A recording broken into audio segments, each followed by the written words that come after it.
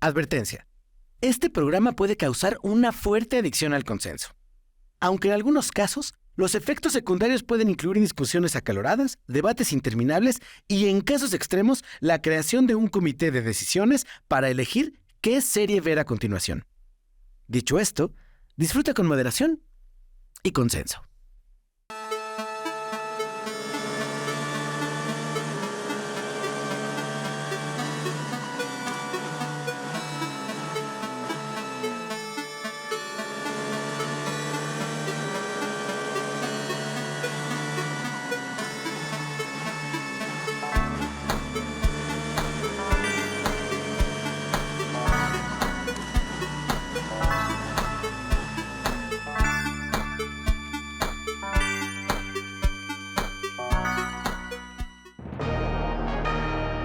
En el episodio de hoy, héroes, heroínas y cuentos para entender la vida.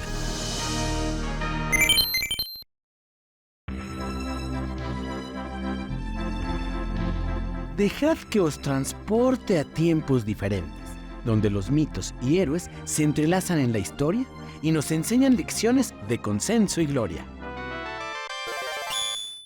Este programa se trata de cuentos, de historias que hemos cantado, contado y escrito, para comunicar lo que somos, pensar de dónde venimos y compartir lo que aspiramos a convertirnos. Partamos de una premisa robada o prestada. No hay platillo que no provenga de una receta anterior. Decía Walter Burkett que el cuento es la forma a través de la cual una experiencia compleja se vuelve comunicable, es decir, compartible, o en nuestros términos, un consenso. Héroe finalmente es una palabra griega. Entonces, por ejemplo, en Grecia, el héroe, que al igual que en todos lados es un ser humano extraordinario, el historiador francés y medievalista Jacques Le Goff tiene una definición muy buena, una precisión conceptual muy buena sobre el héroe, porque él considera que el héroe forma parte de algo a lo que él denominó el imaginario. Ok, hasta aquí vamos avanzando. Pero, ¿qué es un héroe? ¿Qué lo caracteriza y qué lo separa del común de los mortales? Lo más importante del héroe en todas las civilizaciones es que es una persona que nos proporciona esperanza. Hay dos grandes relatos en la historia de la humanidad. Los relatos de la destrucción y los relatos de la esperanza. Los relatos de la destrucción son la tragedia, toda la tragedia griega y todos los relatos que terminen en muertes y penas y que tienen, dice Aristóteles, el gran sentido de generarnos compasión y aprender de todos esos caminos que llevaron a la ruina a esa persona, y que en la mitología griega era sobre todo creer que uno podía ser dueño de su propio destino cuando pues las cosas no son como uno se imagina. Ese es un tipo de relato. Y el otro relato, el relato del viaje del héroe, está presente en todas las civilizaciones del mundo. Y es una persona que esencialmente pone su seguridad a un lado con tal de salvar a su comunidad. Y ese hecho resulta muy inspirador para todos los seres humanos.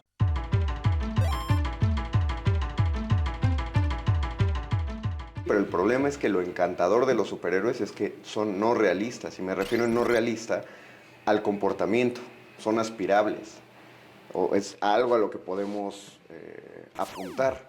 Yo creo que es más probable que logremos tener el poder de Superman a que logremos tener la brújula moral de Superman, que teniendo todo ese poder decidimos no usarlo para acabar con el mundo o manejar el mundo como nosotros queremos, sino respetar las decisiones de la gente. Creo que eso es lo que atrapa a todos. Tienes poderes, pero te portas igual que yo y encima me das ejemplos a seguir. En Occidente hemos convenido, a partir del texto El héroe de las mil caras de Joseph Campbell, publicado en 1949, que todas las narrativas mitológicas comparten la misma estructura básica. Esta estructura ha sido nombrada como monomito, cuya explicación no es otra sino que todos los mitos de héroes y heroínas comparten el mismo marco o estructura, con sus diferencias y propios consensos. Claro está. El viaje del héroe tiene algunas fases muy concretas y específicas que los estudiosos del mito han ubicado. Campbell habla de esto y luego Christopher Vogler habla también. Y en resumidas cuentas, el héroe está en su vida cotidiana y no quiere meterse en nada, y entonces llega la llamada de la aventura y le dicen, vente, está pasando algo. Y llegan con Harry Potter la carta, o llegan los androides con Luke Skywalker, vente. Y el héroe debe rechazar y dice, no, yo no quiero. Y debe rechazarlo porque el viaje del héroe también nos importa, porque estamos nosotros todo el tiempo pasando algo similar. Cuando estamos a punto de tomar un nuevo trabajo, de viajar al extranjero, de pasar una materia, no queremos que se dé ese cambio y tenemos que pasar al momento siguiente. Y entonces aparece el mentor, aparece el Dumbledore, el Gandalf, el Obi-Wan Kenobi, que habla contigo y te dice, no, mira, tranquilo, tú sí puedes, échale muchas ganas. Ah, pues órale, y echamos ganas.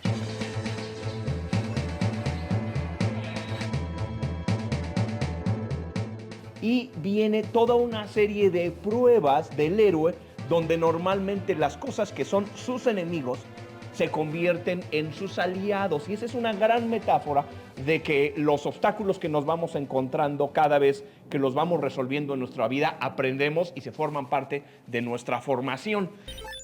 Aunque hay que distinguir que no todas las tradiciones del héroe abrevan de la misma agua. El tipo de héroe que el budismo propone no es muy parecido a muchos de los héroes que conocemos que emprenden viajes, que llegan a lugares extraordinarios. Este héroe es diferente. Este es un héroe que lo que hace es pacificar a la mente.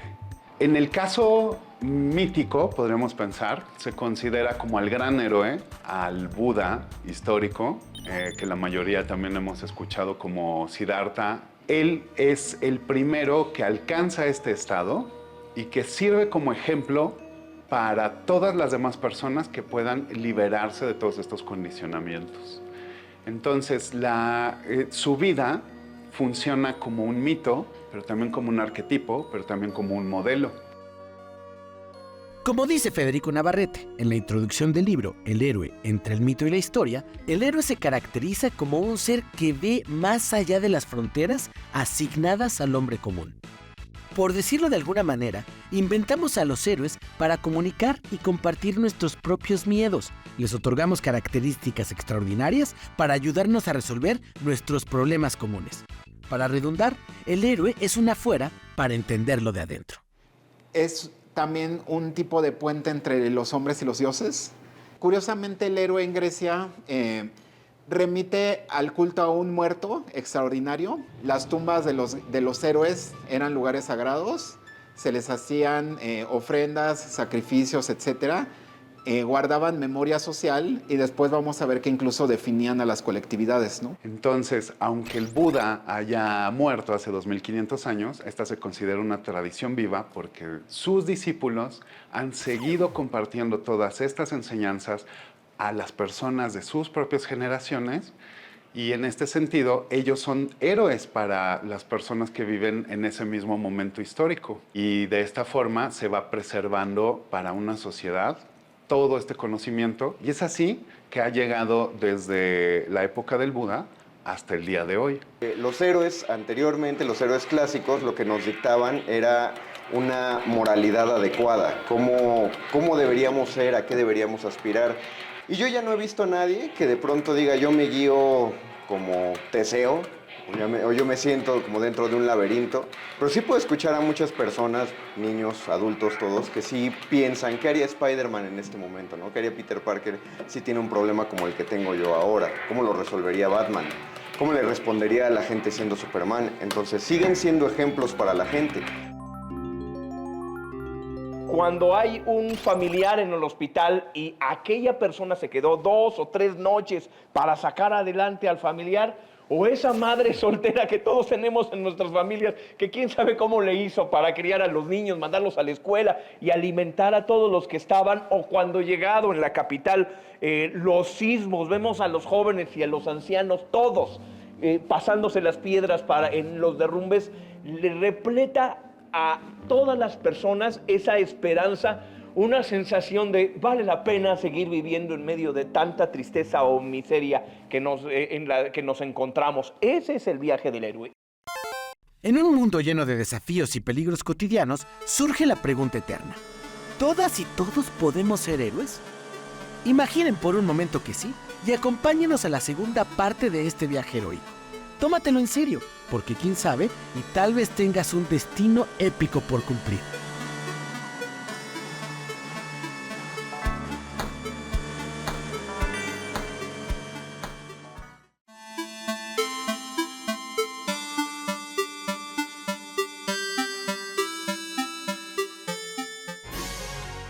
Tuvieron un llamado 9 valientes héroes y heroínas en los estudios de Capital 21 para responder diversas preguntas a nuestro oráculo. Ninguno debía haber consultado el oráculo de Delfos en los últimos 4 años. Comenzamos por el principio. ¿Cuál destino trágico de los héroes clásicos elegiría? En drama, ¿quién será más popular? ¿Julieta o Prometeo? Yo creo que el de Don Quijote, porque, bueno, es alguien que se apegó a sus ideales. Don Quijote. Es como bonito, ¿no? Porque pues nunca pierdes como esa ideal que tienes en la cabeza. Medea. O sea, realmente ese es un destino fatídico que da una lección, porque es como de no hagas cosas malas, no tienes, o sea, ya te hicieron algo feo, ni modo, no hay que buscar venganza.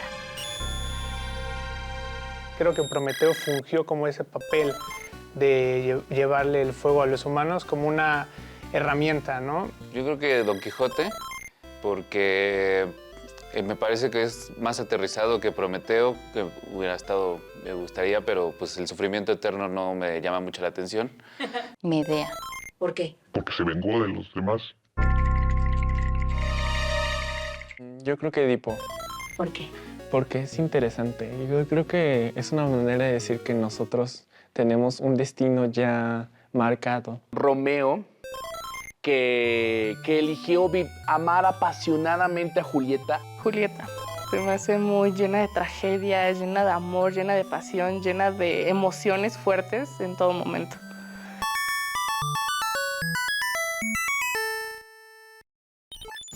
En tiempos antiguos, el mito era una verdad envuelta en misterio, una enseñanza disfrazada de cuento. El mito era el eco de las voces de nuestros ancestros. Sus susurros llegaban hasta nosotros, recordándonos quiénes éramos y de dónde veníamos. Una maravillosa danza entre la verdad y la fantasía. Un consenso que se transforma y cambia de protagonistas. La concepción de mito ha cambiado a través del tiempo. En realidad, pues realmente los filósofos inventaron la palabra mito para desprestigiar a las historias de los dioses antiguos, etc. Y realmente las sociedades, como digamos los mexicas o la Edad Media, etc., no tenían la idea del mito.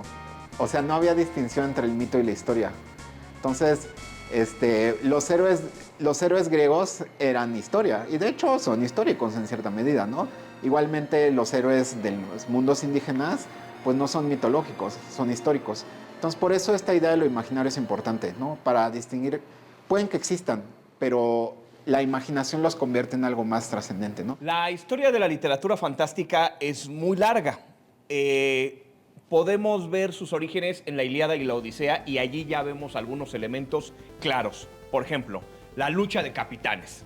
Es decir, si en algún momento quien esté viendo las películas del Señor de los Anillos ve a Éowyn luchando contra el Rey Brujo, eso tiene su herencia en el primer encuentro entre Aquiles contra Héctor, o sea, el momento en donde hay campeones que están representando fuerzas. Y entonces, en esa medida, la literatura fantástica tiene, gracias a todos estos modelos de las mitologías, toda una miriada de criaturas fantásticas y de obstáculos que enriquecen mucho las posibilidades de los escritores. Es decir, todo el mundo sabe quién es Zeus, todo el mundo sabe quién es Júpiter, quién es Atenea, porque la cultura occidental, como se fue dando, permitió que estuvieran arriba en el prestigio. Pero mundialmente se conoce quién es Huitzilopochtli o quién es Tlaloc, ya no tanto. Vemos Coteca. ¿Conoces algún héroe mesoamericano? Pues aquí te va una heroína. Heréndira fue una mujer purépecha que dirigió a su pueblo en la lucha contra la conquista española. Su valor y extraordinaria determinación es recordada en esa tierra de los 1000 lagos a la que otro llamamos Michoacán. Defender la tierra es defender cultura, una historia, una querencia. El héroe es un fenómeno colectivo. Es el protagonista de historias que comprueban un consenso, una anécdota conocida o un lugar común. El historiador Alfredo López Austin habló de la concepción del hombre Dios, ¿no? Que en realidad retomó de la antropología clásica. Y aquí digamos que más bien ocurría como la divinización de ciertos hombres, gobernantes, etcétera, que adquirían como un poder de acción histórico que los vinculaba con los dioses. El héroe tiene como esa valencia que lo une a diferentes mundos y por lo tanto incluso los puede recorrer y conocer, ¿no? Entonces tiene esto, ¿no? Es semidivino. Así como el mundo cambia, las historias se cuentan de nuevo. Un héroe no es la espada, sino la mano que la empuña. Las esfinges y los monstruos cambian, pero el corazón y la sagacidad se mantienen intactas. Antes y ahora, los héroes son tareas, trabajos y hazañas. El héroe es acción. El mundo es una totalidad de hechos, decía Ludwig Wittgenstein. Por ejemplo, el héroe del siglo XX es un héroe político, ¿no? Es un héroe histórico. Y a veces es un antihéroe, ¿no? O sea, puede ser alguien que se considera todavía heroico, aunque polémico, como el Che Guevara, pero también podía ser como Stalin, ¿no? O sea, como diferentes tipos de políticos poderosos que de alguna manera, o sea, como que en el siglo XX el héroe se historiza. Es un poco a la sombra de Napoleón, pero también conjuntan ideologías y se intentan volver como pues dominadores del proceso histórico, ¿no? Y por supuesto, a la par de esto también está el héroe de la cultura popular, ¿no? O sea, pues todo lo que vemos aquí, los Marios y demás, ¿no? Los héroes del cómic y de los videojuegos. La gente piensa, ¿voy a leer un cómic o no lo voy a leer? Nada más. Y creo que es parte de cualquier otro hobby al que uno se metería por sentirse parte de un lugar de pertenencia. Justamente lo que nos atrae y lo que nos inspira de todos estos personajes es cómo se comportan a pesar de las habilidades que tienen.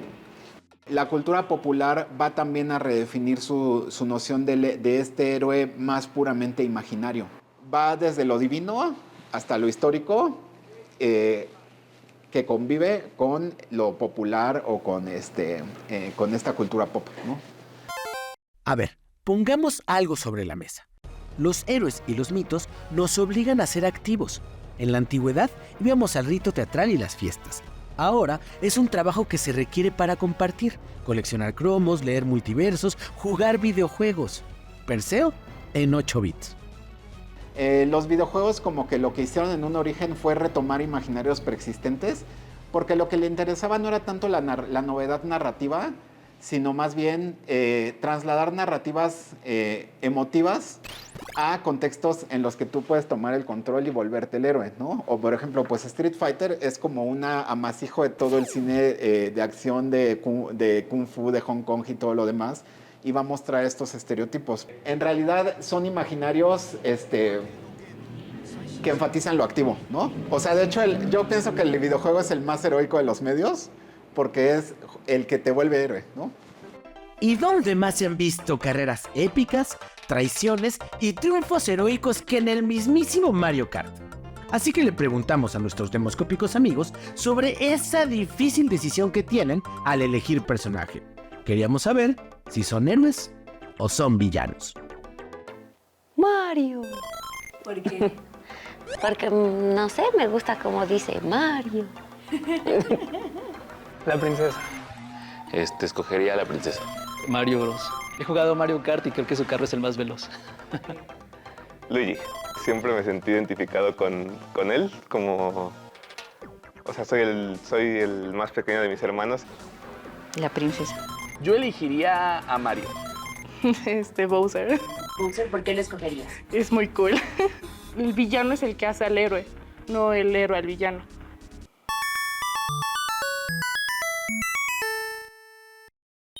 Yo no veo una gran diferencia entre la vida de estos grandes personajes míticos y nuestra vida cotidiana. Yo creo que es solo una cuestión de enfoque, es una cuestión de escala. Lo mismo esfuerzo que quizá hace Prometeo para traer el fuego, se puede comparar con el esfuerzo que hace un papá para proveer a su familia o un chico que tiene que decidir una carrera que quiere estudiar. Pero también vas a enfrentar retos, obstáculos, va a haber momentos donde quieres tirar la toalla, pero sabes que todo esto es parte del proceso y te permite continuar. El héroe resuelve, ¿no? Resuelve, ¿no? Entonces, el héroe siempre va a existir porque siempre va a haber problemas. Debemos como mantener en nuestro interior la vitalidad de lo heroico. Justamente creo que hay una novela china que es el romance de los tres reinos, súper increíble, es como la Ilíada de Oriente. Y dice justamente, bueno, si no hay problemas, ¿de dónde héroes, no? Entonces, pues nosotros somos eso, estamos llamados a resolver problemas y a ser héroes nosotros, a pesar de que otros no lo sepan. No todos podemos ser un héroe impresionante, alguien que cambie totalmente el mundo, pero creo que alguien puede cambiar la vida de una persona. En algún momento logras hacer algo que salva a alguien, o ya sea a ti mismo, o a un perrito, o a una planta, o a una persona, a tu hermano, a tu hermana, a tu primo, a tu mamá, a tu papá. Todo el tiempo creo que somos héroes de cosas chiquitas. Todos podemos hacer acciones tanto para salvar a otras personas o salvarnos nosotros mismos. Por ejemplo, si tú tienes algo que te sobra y a alguien le está haciendo falta y de buena fe se lo regalas. Podemos hacer cosas que pueden mejorar nuestro entorno, nuestra colonia, nuestra casa, nuestras convivencias. Me gusta la idea de que podemos ser héroes como la canción de David Bowie y podemos serlo un día, un mes, un año, toda la vida. Los héroes y los mitos nos ayudan a crear una identidad colectiva. A través de ellos, nombramos el mundo y entendimos las montañas, el cielo y los océanos. También nuestros miedos y límites, esperanzas y anhelos. Nuestros héroes nos guiaron por el tiempo y el inframundo, es decir, los creamos para entendernos y otorgar sentido a nuestra existencia. El héroe es un consenso porque dentro de nosotros tenemos una sospecha escondida. Cada persona tiene la capacidad, al menos, de transformar un tramo de realidad. Eso que nace de nosotros en el momento correcto para ser heroicos y actuar. La forma en la que actuamos cotidianamente cambia la vida de las personas. Y en ese sentido, pienso que todos los seres humanos que estamos vivos hoy somos el héroe de las 1000 caras.